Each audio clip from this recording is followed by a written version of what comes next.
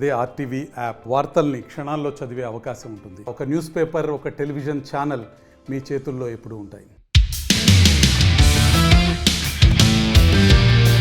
Agency ప్రాంతాల్లోని గిరిజనులకు కూటమి ప్రభుత్వం గుడ్ న్యూస్ చెప్పింది.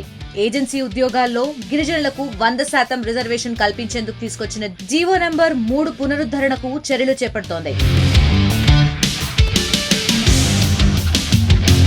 గిరిజనులకు ఇచ్చిన హామీ నెరవేర్చే దిశగా చంద్రబాబు ప్రభుత్వం అడుగులేస్తోంది.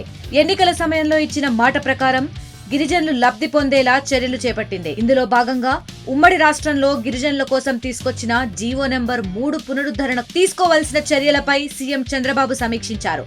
జీవో నంబర్ 3 పునరుద్ధరణకు న్యాయపరంగా ఉన్న అవకాశాలు, అడ్డంకులపై చర్చించారు. సుప్రీంకోర్టు ఆదేశాలు, మార్గదర్శకాలు పాటిస్తూనే 2020లో రద్దయిన జీవో నంబర్ 3 పునరుద్ధరణకు ఉన్న అవకాశాలపై అధ్యయనం చేయాలని ఆదేశాలిచ్చారు. అలాగే గిరిజనుల సంఘాల నుంచి అభిప్రాయాలు తీసుకోవాలని సూచించారు. గిరిజనుల హక్కులు కాపాడేందుకు కూటమి ప్రభుత్వం పూర్తిగా కట్టుబడి ఉందని స్పష్టం చేశారు సీఎం చంద్రబాబు.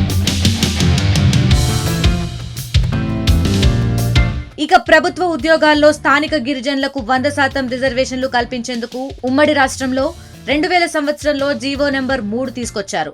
ఈ జీవో ద్వారా ఏజెన్సీ ప్రాంతాల్లోని సుమారు 4626 టీచర్ ఉద్యోగాలు గిరిజనులకు దక్కాయి. దీంతో జీవో నంబర్ 3కి వ్యతిరేకంగా కొందరు 2002లో కోర్టును ఆశ్రయించారు.